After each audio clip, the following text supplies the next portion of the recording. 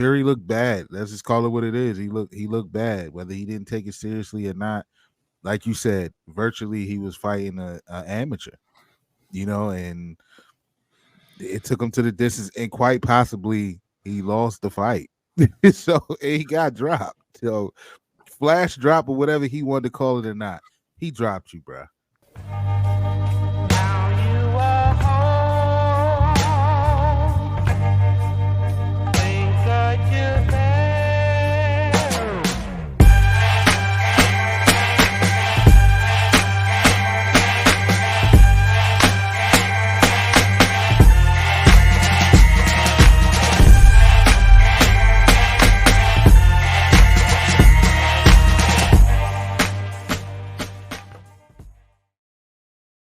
What is going on? Ring Kings podcast is back. Look, it's been a while. We apologize. We said we're going to give you more content, and we took a little break, man. Look, as Mikey says, life be lifing. All right, we had a lot going on.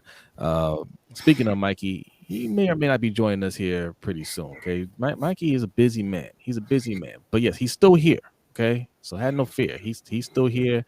We're putting in that work behind the scenes, man. Look, a lot has happened since last we were on here. I think our last stream was that the Spence and Crawford fight? I had to go back. No, we streamed that to Canelo. Yeah, the Canelo fight. Yeah, the Canelo fight. So look, lots to talk about, but something that I didn't think we were going to discuss, to be honest, was this Fury and Ngannou fight. But because of what went down, I feel we have to have a discussion about this. We need to have a discussion. Okay, we need to have a conversation. All right, Ngannou, put your boy down. All right, and I think he put him down hard, But Fury got back up and finished the fight. It was a 10-round fight. I thought it was just going to be I thought it was supposed to be an exhibition / boxing entertainment type of fight, but they were fighting for real, and Fury ends up winning by split decision, the slimmest of decisions. And I personally thought he lost a fight, crazy as it sounds, but they give him the split decision, and I think it's just an embarrassment all around. I mean, yes and no. I think Ngannou won the fight. I was shocked that he put him down. Yeah, but I guess I shouldn't have been shocked. I mean, he's arguably the strongest guy out there, right? Yeah. But I mean, we've been telling you since the beginning of this podcast that Fury ain't the guy that you think he is. Facts. He doesn't have any kind of resume. He hasn't beaten anybody, and partially, that's not all his fault. The heavyweight division is trash. It's not good, and that's why Alexander Usyk has been able to move up to heavyweight and walk right into a few belts. It's not a good division at all. But Fury hasn't even beaten the top guys in the division. When you talk about Anthony Joshua and Usyk, now he's going to be fighting Usyk later this year, so we'll see how that goes. But he hasn't fought Anthony Joshua. He's fought Deontay Wilder 3 times. Yeah, a guy who everybody praised the fact that he learned how to jab in the third one. I mean, like what are we talking about here? He's much bigger than most of the guys he fights, and that kind of carries him through. He's got a huge reach. He's very, very tall. He's just physically bigger than most of the heavyweights out there, and it's led to a long and very fulfilling career for him. But he got in the ring with Francis Ngannou, who's a big dude himself, who can punch harder than him, and who can take his punch, and it didn't go his way. And elbow. Yeah. And the tactics that Fury likes to use, like leaning on your opponent and everything, trying to wear him down, that's not going to work on an MMA fighter, right? That's the one thing that's not going to work, right? You're not going to be able to lean on them and try to wear him down that way. They know how to get a person off of them. He tried to lean on Ngannou and kind of grabbed him and threw him into the corner. And Yeah, you know that Tyson Fury is not used to being manhandled like that. right. You can see it on his face. Like he was just like even when he threw the elbow, and that was intentional. That wasn't an accident. He meant to throw that elbow.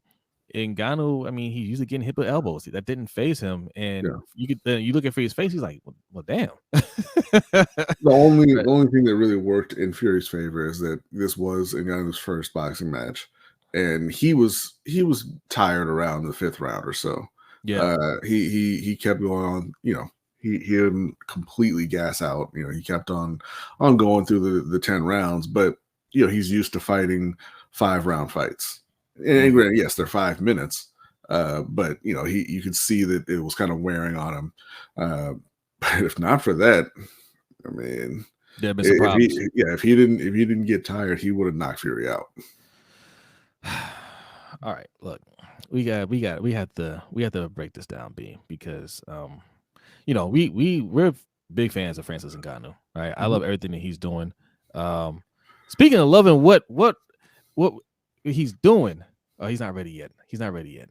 All right, we gotta give him a minute. Give him a minute. Now he's ready. Mr. OTR Mike, what is going on? What's up, Matt? Can y'all hear me? Yeah, we hear. All right. What's up, guys? The band is back together. Yes, Finally, we did it. Mikey, we were just talking about the Ngannou in Fury fight, and how very disappointed I am in Tyson Fury, even though I'm a Ngannou fan from and how we've been telling people for years that Fury is a fraud. we should have went live because that would have been popping. You know, the Furyites, they come after us when we go live after his fights. Oh, that's true. That is true. That is true. The timing wasn't good though. The timing wasn't good. You know, this was over in Saudi Arabia, and you know, afternoon. You know, that's when we run the streets on the weekends because you know we got little ones and all that. But yes, that would have been perfect. Listen, you know, when it comes to boxing versus MMA, that's always a hot topic, especially with MMA fans, right? My argument is MMA fighter taking on a professional boxer in boxing doesn't stand a chance. Okay. Now after this fight, that's still I still stand by that because Tyson Fury isn't, I mean, he's a professional fighter, obviously, but he's not a high level fighter. He's not an elite fighter, like B said. We don't believe in Tyson Fury in terms of like all-time greats. People put him up there. He's not that. I mean, you and I mean, all of us came from the era of Holyfield, Tyson, Lance Lewis, you know, like Riddick Bowe, those fighters. Just go back and watch those guys, right? Like they had skill.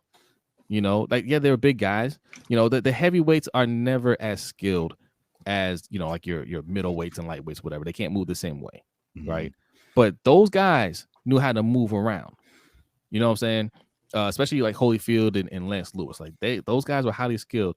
What you're seeing from the heavyweight divisions now, outside of Usyk, which is why I think Usyk would dominate or will dominate Tyson Fury. We'll find out. But these guys aren't really that skilled like that. And to get caught by essentially an amateur with the left hook, man, that, I mean, but he's always been that way. You know, he always lets his guard down, and it's just that he just happens to be the bigger, you know, the physically bigger guy in there, and he can lean on his opponent. But that was, I mean, that's not how it's supposed to go when you're having an MMA fighter fight a top boxer. It should look more like what you saw with Mayweather and Conor, or Mayweather and which Paul was it? Logan Paul, right? Where, yeah, we're going to go in here and fight. I'm gonna let you do what you do, whatever. Go ahead. I'm gonna control the fight regardless, right? And when it's time to put you down, I'll put you down. But you know, I'll keep you intact for the most part. Don't worry about it. That's how it's supposed to look. But Fury was fighting for his life. Yeah, it was very interesting fight. I funny story. And I don't know if you follow my wife on social media, but clearly she got her first taste of boxing politics yesterday. So she, oh, I'm gonna go with Ngannou. I was like, babe, he's gonna get floored. Like, don't. So she kind of. I dabble sometimes with the DraftKings and stuff like that. So she, she'll play around sometimes. Oh, I got $14 in my account. I'm gonna bet on Ngannou, and I was like, yo, don't waste your money, okay? No, I'm gonna. So then she was like, "Well, I just made a $7 bet on Ngannou or whatever to make $70 or something." So I'm like, okay, whatever. If that's what you want to do. So the fight starts, and I'm like, yo, he's looking a little more coordinated than I expected him to look. Then when he caught him, I'm like, okay.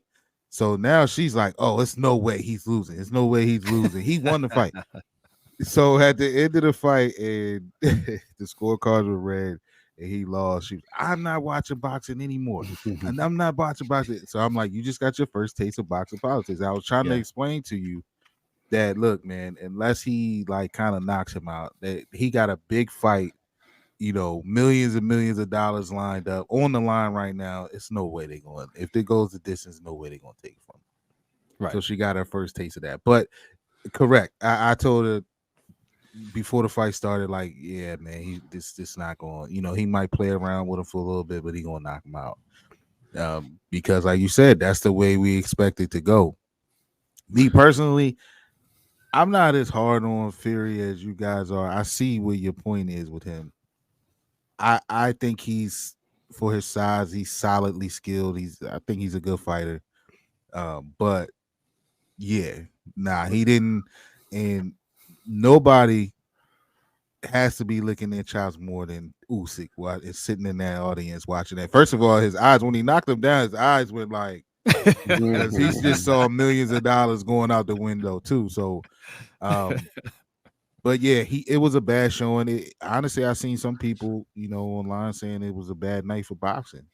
So, I can see that point too. I do see it also putting the battery in the back of a lot of these MMA guys, thinking they can get in the ring with these guys now. They'll get murdered.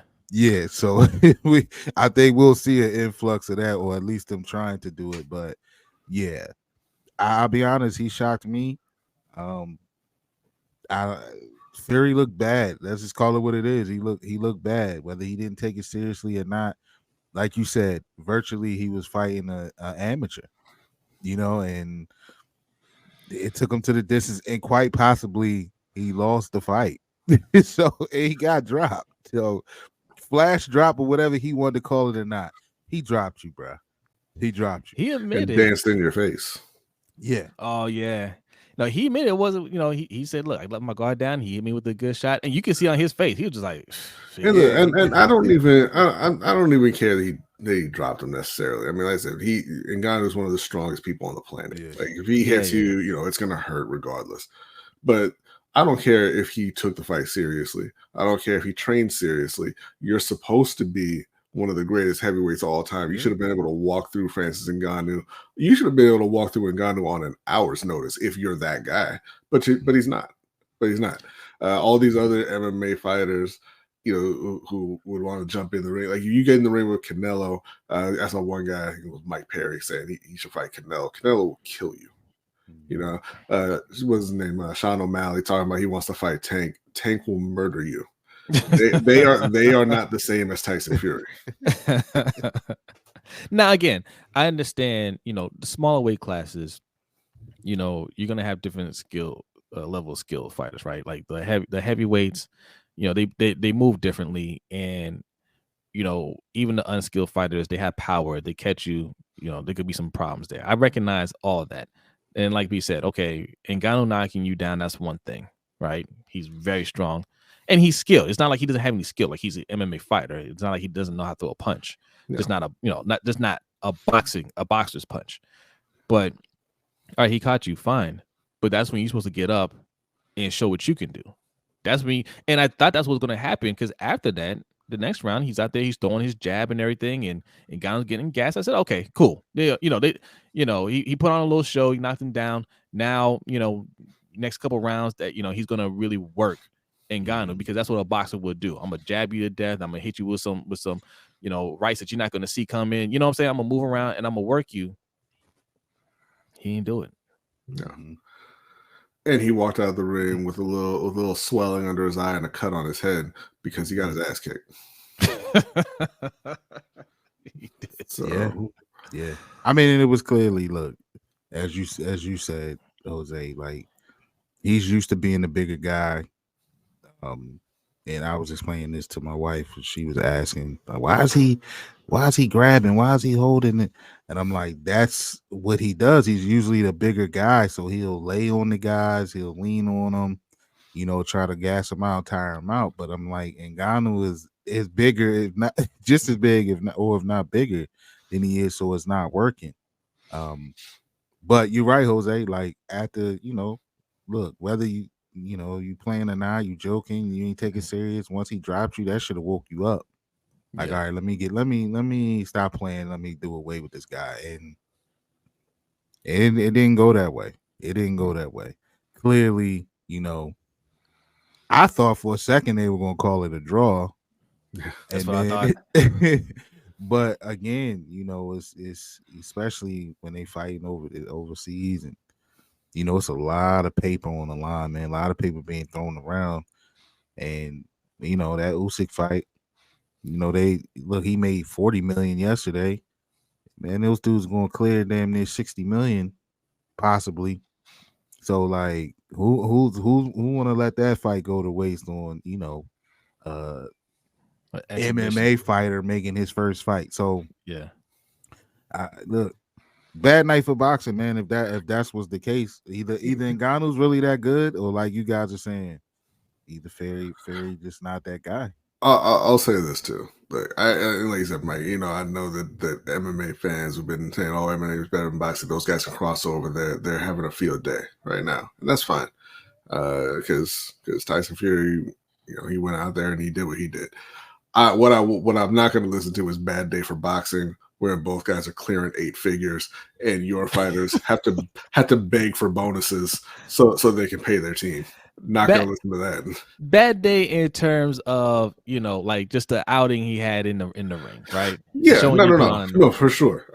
But people talk about it like, oh, it's a black eye for boxing. That's why people don't watch and blah blah blah. And it's just not true.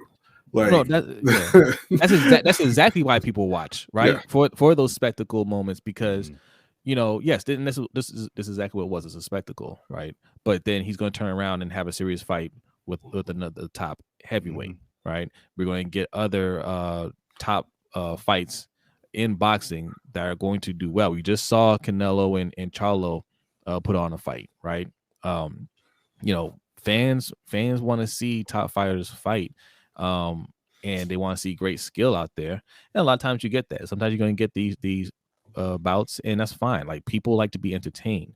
These are things that UFC can't figure out, and we're going to talk more about that on the other channel, Lunch Break Hot Take. Man, we're really going to break that down because of course Dana White wants to insert himself in this as well, saying that his last pay-per-view event, was it 294 or 293, UFC 293, was going to outsell. Was the last one. Was the last? Okay. It was going to outsell this pay-per-view, and I don't even know what was the last UFC pay-per-view event to do really well. I mean, there's some rumors out there. I think 284 did really well, but that was like, well, I mean, it was 10 pay-per-views ago. That could have been 5 months ago, as often as they do pay-per-views.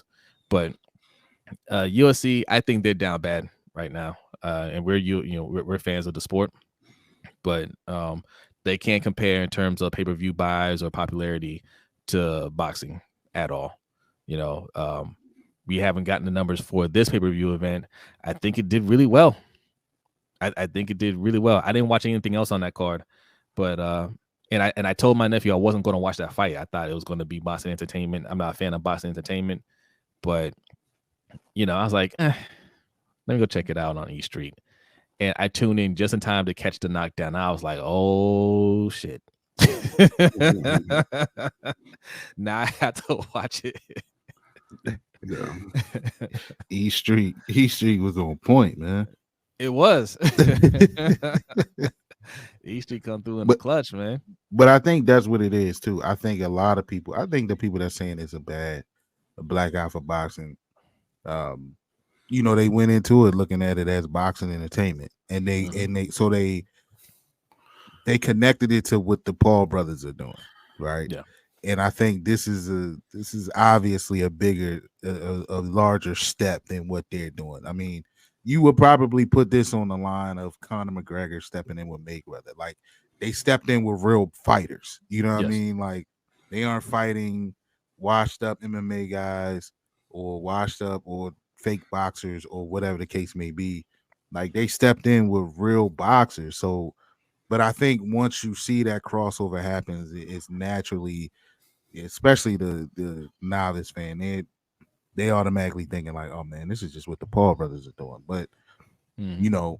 it's a bigger step than that. But you still us who are fans of the sport, like you said, Zay, like, you do look at it as boxing entertainment because we know, though, like, okay, that's a real fighter. And then this is an MMA guy who hasn't had a fight before, so you still look at it like, all right, man, this is a tad bit of boxing entertainment because, look, man, this dude should do away with them, like we expected Mayweather to do away with McGregor. So we know what they're doing. We know they made a lot of money off of it, but you know I think people need to see the difference in the two. Yeah, it is a form of boxing entertainment, but look, man, these guys stepped in the ring with real boxers. So it's not what the Paul brothers were doing. It's not that. So those are the people who are looking at it as a black eye for boxing last night. But nah, man, that was a real guy. That's a champion. That's the lineal champion that he stepped in with. So it wasn't his brother. He didn't step in with Right. his brother. He fought, you know what I mean? He fought a real boxer. So it's a step above boxing entertainment, but still a form of it because it's crossover. It's Yeah. crossover. You don't expect the guys to look that way against people of Fury's caliber, Alleged caliber. alleged. We're gonna have to, you know what, we might have to do a live stream or something like that. We're gonna have to have a whole on debate on how good really is Tyson Fury, because like I said, man, Listen, the man, resume. look, I just he beat a 39-year-old Klitschko, right? Yeah. He took a guy in Deontay Wilder who can't box and boxed him to a draw after he got knocked out cold. And then he had another couple fights with him where he got knocked down with 4 or 5 more times, and now he got beat by a guy in his first boxing match. Sounds like an all-time great to me. I mean, look, and that's another conversation. We're gonna have to put out some unpopular videos here, because Deontay Wilder, who we like Deontay Wilder too, Very but no, entertaining. he can't box. He's entertaining, but no, he can't box. He can't box, right? Like that should be obvious, right? Deadly fighter, great knockout power, can't box. And you can't put the guys up there with all-time greats. There's no way that these guys could have ran with Holyfield, Tyson in his prime, right? Or Lance Lewis, like those guys at their height. There's no way these guys can hang with those guys. No, like Tyson Fury would have been at best a journeyman, but the division's been bad for a while now. Like, that's a guy we used to watch. David Tua would dominate this era completely. Yeah. Heavyweights hasn't been skilled in a while. That's why I'm excited for Usyk. I think Usyk is a skill fighter, right? But again, the one thing in heavyweight is the power, that knockout power. Anybody can get caught with it. So can Usyk stand up to Tyson? Because Tyson Fury is powerful, right? Make no mistake. Can he stand up to Fury power? I think he can. I think he'll be able to outbox him. The Chinese boxer, that's another intriguing one. We haven't really been talking about him. He just won a big fight. Yeah, Zhang or something like that. Yeah, Zhiliang or something like that. Yeah, he won two big fights, didn't he? Yeah, I think he won the belt, and then I think he did. They had the rematch. Yeah, he beat Joe Joyce, didn't he? Yeah. Yes. Yeah. And Joe Joyce learned from that first loss and came out and got beat exactly the same way Yeah. in the second fight. So that was Yeah. cool. Yeah. Yeah, he's putting his name, on the charts. Let me ask y'all this. Does last night take away from, the allure or excitement of Usyk and Fury? Nah, not for me. Not Yeah. really. Because, my interest in the fight was always Usyk's skill, which, he could run circles around Fury versus Fury's size. And Yeah. so, you still have that. And listen, it's always nice to laugh before, to have a little comedic entertainment before the main event. And so I enjoyed laughing at Tyson Fury getting knocked down. I'm gonna enjoy laughing at him in the lead up to this fight, and then we'll see what happens. And listen, if you're a Tyson Fury fan, I think I'll give him more props than I ever have if he beats Usyk. Even though Usyk isn't like a true heavyweight, that's fine, right? I think he's a very skilled boxer, and I think he's gonna work Tyson Fury. But man, I could easily be wrong, So I mean, he goes out there and he beats Usyk. I'm gonna give him some more props. And you can look at this and say, hey, yeah, he didn't take the Ngannou fight seriously. He kind of slept on that a little bit, but he still came out with the win, and he corrected everything and went out there and fought a very good fighter and Usyk and won. That could be his story too. I don't think it's gonna go down that way. I don't think so either. But now I kind of hope he beats Usyk, and then we get Fury and Ngannou too. Oh, so what? So where does Ngannou go from here? Like, he said he wants to keep boxing. Does he take on another fight? My worry here. Like, listen, again, we're Francis Ngannou fans, and I love that Francis Ngannou. I love everything that he's done with his career. He got up from under Dana White in UFC, that were trying to hold him back, and he said, "Look, I see the earning potential in boxing. I'm gonna go and do that." Made himself a lot of money, more than he's made in his whole entire career in UFC in one night. And if he's taking heavyweight boxing seriously, because the skill isn't quite there with some of these fighters, I can see him holding on to a belt or two. I think if he's serious about continuing to box, I think the next fight would be Deontay Wilder. Right?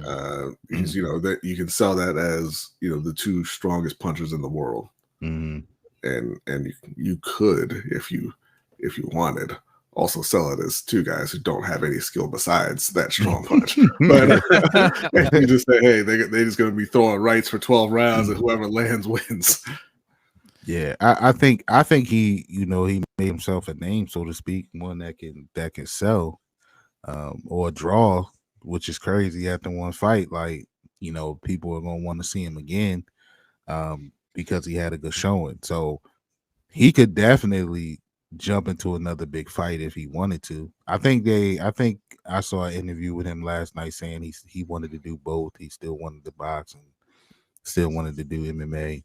So we'll see, but he said, his intentions was never to just come in and fight once and then leave. So he says he still wants to box.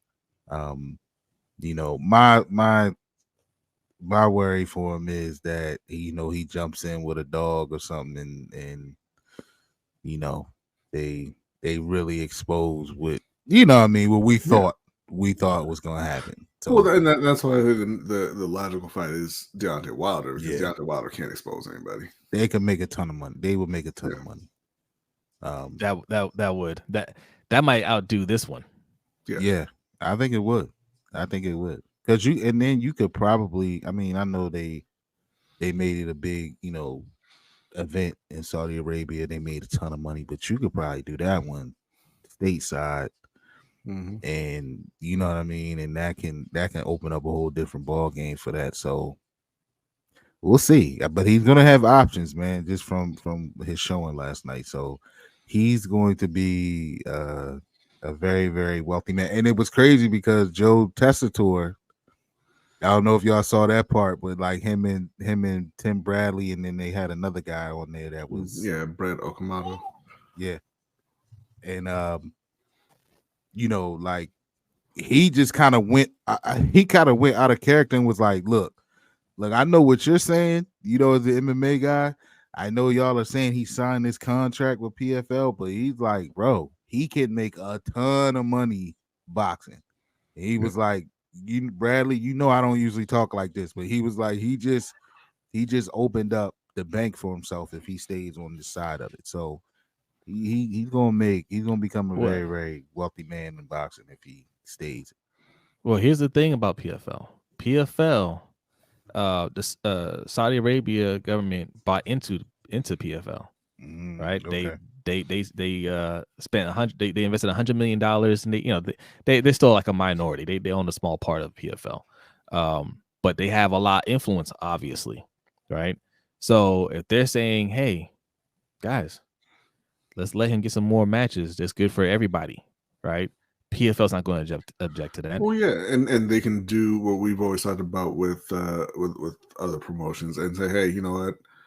You are going to keep boxing. You're going to fight Deontay Wilder, and we're going to have PFL fights on the undercard. They could easily do that. Listen, UFC better watch out, man.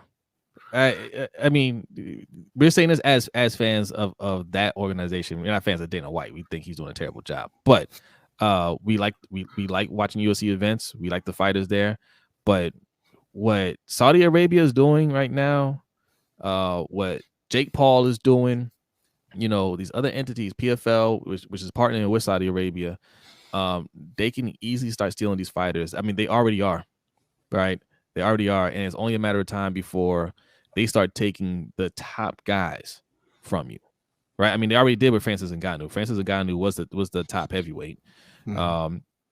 I think John Jones is the greatest MMA fighter of all time. I think he's still the man, but he's only going to do a couple more fights. He's getting up there in age. I don't think he wants to keep doing it much longer. You have Sean O'Malley. Is it Sean O'Malley? Sean O'Malley. Sean O'Malley, who's already trying to get into boxing, and I don't blame him. I don't blame any of these guys, right? I don't blame any of these MMA fighters wanting to go out there and box. Look at the money involved. So I get it. And who cares if you lose? That's right. That's the other thing. Like there's no risk for MMA guys because nobody expects you to win. I do want to shout out the UFC though and say thank you to them for one thing, and that is never dropping a ridiculous nobody asked for it concert between your co-main and main event. Oh my God! Like now we know how it is with top. We've complained about top ranked cards before, especially the overseas ones, right? If you remember going back to the Haney and Cambosis, like how they had to like give us fluff for 30 minutes, 30 plus minutes, right? So check this out. They doing all the talking. They got the timer up. It says 30 minutes for the next fight. Bro, I got a phone call. I might have been talking to you, Jose. I got a phone call or something. I was on the deck, got a phone call, talking. And then I'm thinking the fight definitely started by this time. And I came in and I'm like, I say to my wife, the fight hasn't started yet. She was like, this is the longest opening for a fight that I've ever seen. I was like, bro, like, what is going on here? Joe Tessitore was like, oh, if you look behind me, you're probably wondering what that is. You're probably saying, where's our boxing ring? And I was like, I don't know, Joe, but you better be about to tell me they're about to fight on that stage. Right. I know you're not bringing out a little baby and a sort of other garbage acts instead of the fight. They got to do better with that. They got to do better with that. I get it. I get you want to make it an event, but 30, 40, 50 minutes of fluff. Nah, that's not, it doesn't look good. Yeah. All right. Well, look, man, that was a whole segment on something we didn't think we were going to be talking about at all. But, they made it worth talking about. So congrats to them. Right. What else is coming up, man? I mean, I know we've missed a lot of things. Some news has come and gone, but I know Devin Haney got a fight coming up against Regis Prograis. And I think that's something that listen, I would say this. Boxers can't overlook fights, right? They can't overlook anybody. Us as fans can overlook whoever we want, right? We're not in there fighting. But I think as fans, we shouldn't overlook this fight against Prograis, because Prograis is a very good fighter, right?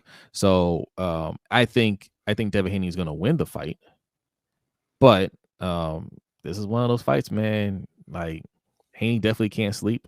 I know he has tunnel vision towards Gervonta Davis, Tank Davis, right? But He got tunnel vision towards a microphone where he can call Tank's name again. yeah, but he better be all in on Regis Prograis, man. Prograis is he's a good fighter. Great, I don't think he's great, but he's a very good fighter. And this could be a very good fight. So he again, like always, like this is a common theme with Haney and his fights, is he should be focused on selling that fight and nothing else. But I think it's going to be entertaining. Yeah, he spent a lot of time talking about Tank. Not as much about Tank as he is about Shakur. Like, this whole press tour, you just hear. The crazy thing is the two. Bill Haney and Regis's trainer have been doing all the talking in this amongst that match. But then, Haney has been talking about a lot about Shakur and saying him and Tank need to happen at it's got to happen at 140. So this is the problem that I had with that, and I think this is where he goes wrong. Like, bro, you're not the shot caller. And when you make comments like that, you're putting it out there like you're the shot caller and it's always happening on my terms or no terms. And that automatically puts a wedge in between two fighters who think that they're both A-side fighters. So once he said that, I'm like, all right, so we won't get this fight for another 2 years, I guess, because it's going to start that. At this point, man, I'd rather see him and Shakur Stevenson. I don't even see that happening, but because I don't think he's going to come back down to 135. But yeah, he can't sleep on Regis. It should be entertaining. It should definitely be an entertaining fight. Yeah, I'm not even worried about him and Tank. You left the division. You're going to do what you want to do. So, handle your business against Regis, and then put set your eyes towards Teofimo and let Tank and Shakur fight at 135, because he did a whole lot of talking about guys who are at 135 and then left without fighting either one of them. So I don't really want to hear what he has to say about either one of those guys. Coming up though, there are some good fights coming up. You got Shakur Stevenson is fighting November 16th against Edwin De Los Santos. You got that's for a belt, right? A vacant belt. I think vacant WBC. The WBC lightweight title. Then you got David Benavidez and Andrade fighting November 25th. With the winner presumably going on to challenge Canelo. Big fight. We got Ryan Garcia versus Oscar Duarte December 2nd. And Prograis and Haney December 9th. Who else we got here? We got Naoya Inoue coming back before the end of the year, fighting Marlon Tapales, who said he wanted that fight, but I think he still has not realized that he does not want that fight. But that's going to be December 26th. And then January 13th, Artur Beterbiev versus Callum Smith. Yeah. Okay. Callum Smith, a solid fighter, but he's going to get destroyed. Okay. But solid ending to the year. Yeah. Good some good fights. Good fights coming up, man. Did you hear the scandal? Did you hear the shocking news, Mikey, about Kesan Davis? I was about to say positive. I was about to say December 9th we were gonna get Keyshawn too, but not anymore. But it turns out he's dirty for smoking weed. I didn't know they tested for that. So it's funny you say that, because Rome texted me and he's like, bro, like, he said something. So I sent him what I saw. I was like, bro, you see this? So he's like, suspended, whatever. So the first reports, it wasn't saying what it was. So I was like, yeah, man, now they're saying it's weed. And he was like, weed. He was like, I have never heard of a fighter being suspended for weed. Never. So yeah, I don't know what to listen. And this was my thing to Rome. Now, first, I'm not giving them no excuse. Like, bro, you're about to fight. So if you can't stop smoking weed for 30 days or so, like, come on, bro. Like, you know, you messing up your money, right? But I told Rome, I'm like, why is it coming out so far after the fight though? Like the testing comes before fighting, right? They text these guys before the fight, and I assumed all results came back before the fight. So They do why a is test this? afterwards too. Yeah, they do one after as Oh, well. they do it afterwards. Yeah. Okay. So they're saying that so he must have smoked. So it's possible that he could have smoked after the fight sometime. But how soon do they test him after the fight? I don't know. I think it's within like 24 hours or something like that. But my thing is, like I never knew that. I didn't know that they tested for weed. What if he did? What if he just didn't know? He's a young guy, right? Like he's a young fighter. He just, I just fight whatever. I just do what my trainers tell me to do. Maybe they didn't realize that, Like I've never heard of that. This is the first time I've ever seen an athlete test positive, pop positive in a drug test, and the universal reaction is so. Right. There's not a single person anywhere who cares that he smoked weed. So why suspend him for what? I mean, and you're suspending them in states where weed is legal. Right. Think about this. We're all NBA fans. We've never seen a player get suspended for smoking weed. Yeah, I think the NBA was one of the first to do away with it. Like, yeah, we're not gonna really test them for weed. We might test for other things, but we're kind of like even when they tested, you didn't really hear about anybody getting suspended for it. Like you had to be real flagrant with it. Like Tyreek Evans got suspended. Yeah. OJ Mayo got suspended for a couple years, but that was because the NBA was just tired of him. Right. And right. You got to go away. Right. Yeah, it's very interesting. His comments afterwards were very interesting too. Where he said he's not going to stop smoking something that's legal. So don't blame him. Yeah, I would like to see, and to your point, B, like the story isn't really taking much traction, because I would like to see and hear more about like, okay, how long has this been happening? What's the timeline between all of this? Because we've never heard of it happening. So, but you're right, everybody's just kind of like, what? Like, first of all, they fought. How long ago was that fight? It wasn't that long ago. I think it was October 14th or so. Okay. So yeah, very, very interesting. I've never heard of this. And matter of fact, oh man, what's the British fighter? He's older, but he was saying he's a heavyweight guy. And they were saying, I think he lost his last fight, and they were saying he needed to retire, but he was like, he's not going nowhere yet.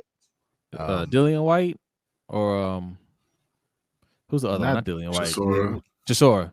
Right. Chisora, yeah. So he did a presser after or leading up to his last fight or whenever that was, and he was like, yeah, like he talked openly about he smokes weed. So I was just like, okay, maybe they don't trip on. Maybe that's not something that they trip on, but yeah. So it was a bit surprising to see when of course, like initial reports were saying he failed the test. So I'm thinking like, yo, don't tell me he juicing, he doing something like that. That's what your thought is, and then when it said marijuana, it was just kind of like, wow. I wonder if it has something to do with the sanctioning bodies, right? You have different sanctioning bodies or whatever. Yeah, I would assume so. I don't know, but it sucks because I would have, that was a step up fight for him, and and I hate to see these guys, especially these young guys, lose money, or a chance to make some money. That was a payday for him. So we'll see how it plays out for him, but that was new for me. Very weird. Yeah. All right, look, we can wrap it up here. We're going to bring some more consistent content for you guys. All right.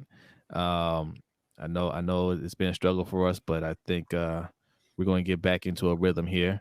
There's a lot to discuss coming up. We still have a pound for pound list that we're going to put out soon. We're getting everything together for that. That's going to get recorded and put out here shortly. So look, guys, come back. All right. It's funny because we haven't been that consistent, but we haven't really had a drop off in our subscribers or anything like that. So, man, appreciate you guys for sticking around, even on the audio side. You know, I know you guys have been waiting for something. We're putting stuff back out more consistently. We will be. So, yeah. We just wanted to do something quickly to let y'all know we're still here. We're still breathing. And the channel is still here. All right. So, follow us at Ring Kings Pod on Instagram, TikTok, and Twitter X. All right. We will be posting on there. Yeah, you guys got anything else before we get out of here? No. Ring Kings Podcast, well, baby. Let's go. All right, fellas. This was we shook the rust off. We back in here. I guess. Whatever happened to Black Prime though? In the building. Black Prime, baby. We in the building. In the building. We will have to do an episode on that. What happened to Black Prime? Because I know they are pissed that they put on a fight with David Avanesian, and then he left Black Prime and had one of the greatest performances in the history of his life. We're going to have to do an episode on that. Whatever happened to Black Prime? The rise, the rise and fall of Black Prime. All right, B, you ready? Yeah. B's ready. We are out of here. Guys, stay subscribed, stay listening. If you're listening on the audio side, leave a 5-star review. Leave some comments. Hit us up on Instagram, TikTok, or Twitter, and let us know what you think. All right. But until next time, and it'll be the next time very soon. We'll see you soon. All right. Enjoy the week. Congrats to Ngannou. He didn't get the win, but boy, he won big. Okay. All right, we out of here. Peace.